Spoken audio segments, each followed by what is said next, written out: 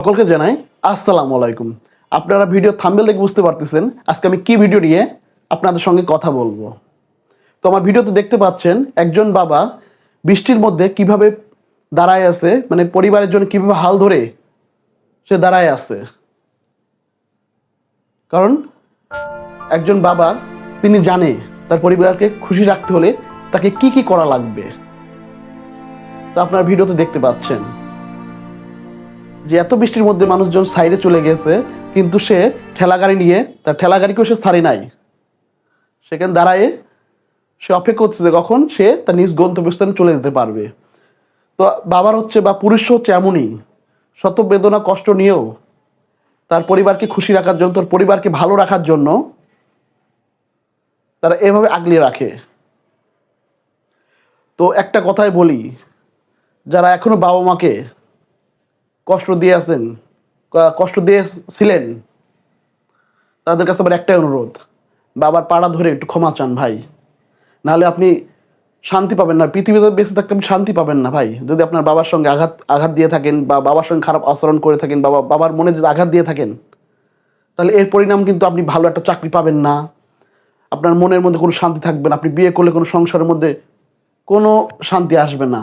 তো একটা কথাই বলি ভাই, বাবা হচ্ছে পরিবারের মেন। সে বাবাকে যদি আপনি কষ্ট দেন, আপনি নরকে গিয়ে বা স্বর্গে গিয়ে আপনি শান্তি পাবেন না, আপনার সৃষ্টিকর্তা আপনাকে ভালোবাসবে না।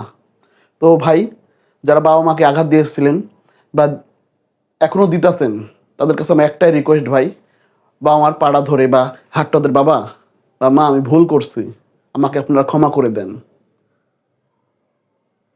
অনেক সময় অনেক পরিবারে নতুন কেউ আসলে বা বিয়ে করলে বউ আসলে, তাদের বউয়ের ইয়েতে বাবা মাকে আমরা ভুলে যাই, তাকে আমরা ছেড়ে চলে যাই বা আমরা আলাদা সংসার করি।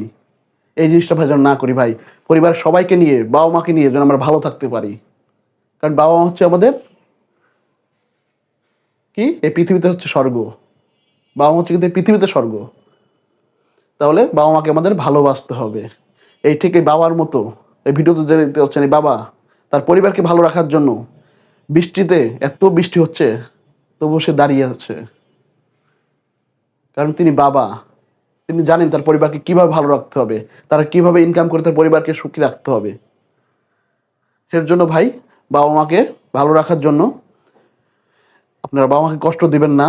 একসঙ্গে পরিবারকে নিয়ে ভালো থাকার জন্য বাবা মার কি চাই সে অনুযায়ী কাজ করুন। তো আর কিছু বলতে চাই না। তো সবাই ভালো থাকেন, আর আমার চ্যানেলে যারা নতুন আছেন তারা একটু সাবস্ক্রাইব করে দেবেন, একটু কমেন্ট করবেন, যদি ভালো লাগে একটু শেয়ার করে দিবেন। সকলকে জানাই আসসালামু আলাইকুম, ধন্যবাদ, ভালো থাকবেন।